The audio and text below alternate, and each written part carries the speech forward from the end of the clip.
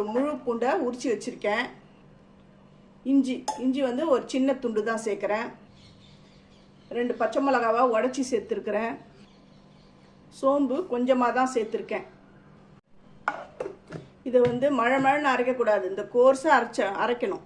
குறைன்னு அரைச்சிக்கோங்க.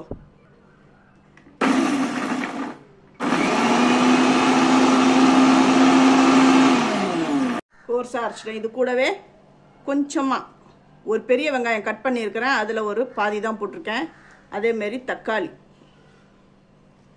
இதையும் போட்டு அப்படியே கோர்ஸாக தான் அரைக்கணும்.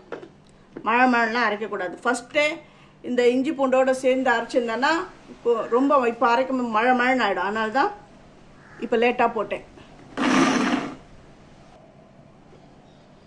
இந்த அளவுக்கு அரைச்சிட்டேன். இப்போ அடுப்பில் எண்ணெய் காய விட்டு கொஞ்சம் கொஞ்சமாக போண்டா மாதிரி போட்டு பொரித்து எடுத்துக்கணும்.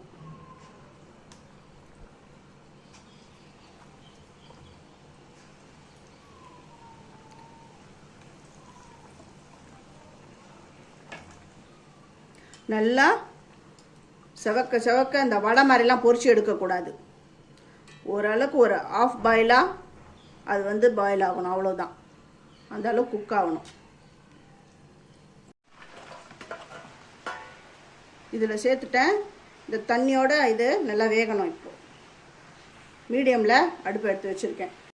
வடைகறி வெந்த உடனே இந்த மேஷர் வச்சு இப்படி லைட்டாக அப்படியே மசிச்சு விட்டிங்கன்னா நல்லா திக்காக வடைகறி, நல்லா ரெஸ்டாரண்ட் ஸ்டைலில் வடைகறி ரெடி ஆகிடும். வடைகறி நல்லா சூப்பராக நல்லா ரெடி ஆகிடுது. இப்போ இதுக்கு மேலே அப்படி கொத்தமல்லி தழை அப்புறம் புதினா அது இருந்துன்னா அது மேலே அப்படியே தூவி விடுங்க. வடைகறி ரெடி.